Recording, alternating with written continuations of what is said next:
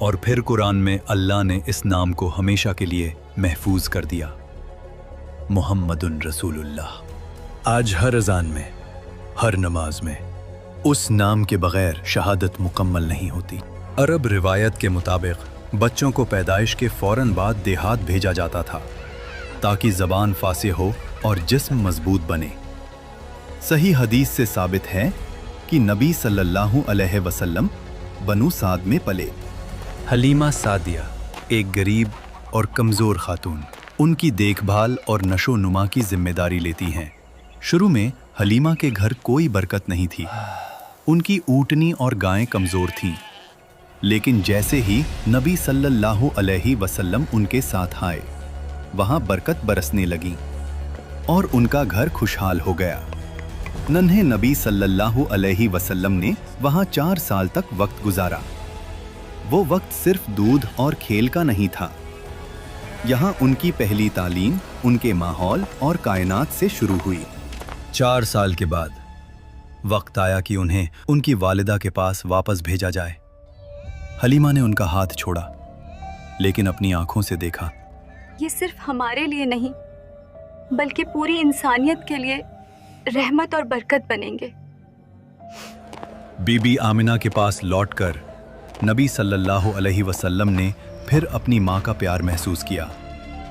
ये वक्त छोटी उम्र का था, लेकिन सबसे गहरा असर यहीं से शुरू हुआ। 6 साल की उम्र में नबी सल्लल्लाहु अलैहि वसल्लम अपनी वालिदा के साथ सफ़र पर थे और उसी सफ़र में उनकी वालिदा बीबी आमिना अब्वा के मकाम पर वफ़ात पा गई। रेगिस्तान के बीच नन्हा बच्चा अपनी माँ को अपनी आँखों के सामने दुनिया से रुख करते देखता है। नबी सल्लल्लाहु अलैहि वसल्लम अब माँ के सहारे से भी महरूम हो गए। उनके साथ उम्मे ऐमन रज़ी अल्लाहु अन्हा थी, जो उनकी खादिमा और ज़्यादा हिफाजत करने वाली थीं। वो उन्हें साथ लेकर मक्का ले आए और हज़रत अब्दुल मुत्तलिब के पास ले गए। वक्त गुजरता रहा और नबी सल्लल्लाहु अलैहि वसल्लम अपने दादा के साथ रहने लगे। आप भी हमारे साथ खेलो। फिर कुछ साल बाद 8 साल की उम्र में दादा हज़रत अब्दुल मुत्तालिब का भी इंतकाल हो गया। नबी सल्लल्लाहु अलैहि वसल्लम फिर पूरी तरह से दुनिया के सहारे से महरूम हो गए, लेकिन अल्लाह का सहारा हमेशा साथ था। अल्लाह ने फरमाया, तुम्हारे रब ने तुम्हें न छोड़ा है और ना ही नाराज़ हुआ है। अब जिम्मेदारी आई हज़रत अबू तालिब यानी उनके चाचा पर। रिवायत में आता है कि अबू तालिब उन्हें अपने बिस्तर पर सुलाते, सफ़र में साथ ले जाते और उनसे गहरी मोहब्बत करते थे। एक रात घर में खाना कम था, बच्चे भूखे थे। हज़रत अबू तालिब ने देखा नबी सल्लल्लाहु अलैहि वसल्लम चुपचाप बैठे हैं। अबू तालिब ने उनकी तरफ देखकर कहा, भतीजे, तुम खाना क्यों नहीं लेते? उन्होंने नर्म आवाज में कहा, चाचा, पहले मेरे भाई खा ले। अबू तालिब का दिल भर आया। वो अपनी बीवी फातिमा बिनते आसद से कहते, वल्लाह, ये बच्चा अलग है, इसमें एक नरमी है जो किसी और में नहीं। 12 साल की उम्र में हज़रत अबू तालिब उन्हें अपने साथ तिजारत के सफ़र पर शाम ले गए। रेगिस्तान, काफिला, ऊँटों की घंटियाँ और एक संजीदा खामोश तबीयत जो बाकी बच्चों से बिल्कुल अलग थी। वो छोटी उम्र से ही माहौल को समझने लगे। यह सिर्फ रोज़ी नहीं थी, यह सब्र की तालीम थी। तन्हाई की आदत थी, लीडरशिप की बुनियाद थी। फिर जवानी में तिजारत शुरू हुई।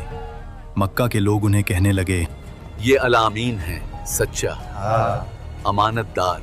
ये लक़ब वही लोग दे रहे थे जो शिर्क में डूबे हुए थे। फिर एक दिन मक्का में वो लम्हा आता है जब हजरे अस्वद को अपनी जगह रखने का वक्त आया। हर कबीला चाहता था ये शरफ सिर्फ हमें मिले। हजरे अस्वद को हम रखेंगे, यही हमारा हक है, यही ये हमारा हक है। आवाजें तेज हो जाती हैं, तलवारें निकालने तक बात पहुंच जाती है। रिवायत में आता है कि 4-5 दिन तक तनाव रहा, खून बहा देने तक का इरादा हो गया था। फिर एक बुजुर्ग ने कहा, कल सुबह जो सबसे पहले उस दरवाजे से दाखिल होगा उसी को फैसला करने देंगे। सुबह होती है, दरवाजा खुलता है और जो शख्स अंदर आता है वो हैं मोहम्मद सल्लल्लाहु अलैहि वसल्लम। लोग कहते, ये अलामीन हैं, हम इस पर राजी हैं। नबी सल्लल्लाहु अलैहि वसल्लम ने माहौल देखा, ना गुस्सा ना जल्दी, बस गहरी सोच। फिर फरमाया, एक चादर लाओ। चादर बिछाई गई। उन्होंने अपने मुबारक हाथ से हजरे अस्वद को उठाया, चादर के बीच में रखा। फिर फरमाया, हर कबीले का सरदार इस चादर का कोना पकड़े। सब ने कोना पकड़ा, साथ मिलकर पत्थर को उठाया। जब जगह तक पहुंच गए, नबी सल्लल्लाहु अलैहि वसल्लम ने अपने हाथ से उसे उसकी जगह रख दिया। खतरा खत्म, खून रुक गया, लड़ाई खत्म। जाहिलियत के दरमियान एक फैसला जिसने तलवारों को झुकने पर मजबूर कर दिया। वो अभी नबी नहीं बने थे मगर रहनुमा बन चुके थे। एक दिन मक्का के चंद सरदार अबू तालिब से कहते, तुम्हारा भतीजा अलग है, उस जैसा जवान हमने नहीं देखा। मैं उसे बचपन से देख रहा हूं, उसने कभी झूठ नहीं बोला। काश तुम देख सको जो मैं महसूस करता हूं। वक्त गुजरता रहा और फिर एक दिन मक्का की सबसे मोहतरम और अमीर ताजिर खातून हजरत खदीजा बिन्त खुवैलिद, वो अक्लमंद, वकार वाली और किरदार में बुलंद थीं, लेकिन उनकी जिंदगी आसान नहीं रही। सीरा की रिवायत के मुताबिक वो जवान उम्र में 2 बार बेवा हो चुकी थीं। अब मक्का के सरदारों की नजरें उन पर थीं। अमीर लोग, कबीली सरदार सब रिश्ता भेजते, लेकिन वो किसी को कबूल न करती। फिर मक्का में एक नाम मशहूर था, अल अमीन। जब हजरत खदीजा रजी अल्लाह अन्हा ने अपना तिजारती माल मोहम्मद सल्लल्लाहु अलैहि वसल्लम के हवाले किया तो वो सिर्फ मुनाफा देखना नहीं चाहती थीं, वो किरदार देख रही थीं। फिर काफिला रवाना होता है और हजरत खदीजा ने उस काफिले के साथ अपना खादिम मैसरा को भी भेज दिया। सफर से वापसी पर मुनाफा आम से ज्यादा था, मगर सबसे बड़ी चीज उनका किरदार। मैसरा ने कहा, मैंने ऐसा सच्चा और पाक इंसान नहीं देखा। यहीं से एक फैसला उनके दिल में पैदा हुआ। उन्होंने अपनी सहेली नफीसा को भेजा। नफीसा ने पूछा, या मोहम्मद, आप शादी क्यों नहीं करते? जवाब आया, मेरे पास वसाइल नहीं। नफीसा ने कहा, अगर आपको हुस्न, शरफ और माल सब मिल जाए तो? उन्होंने पूछा, कौन?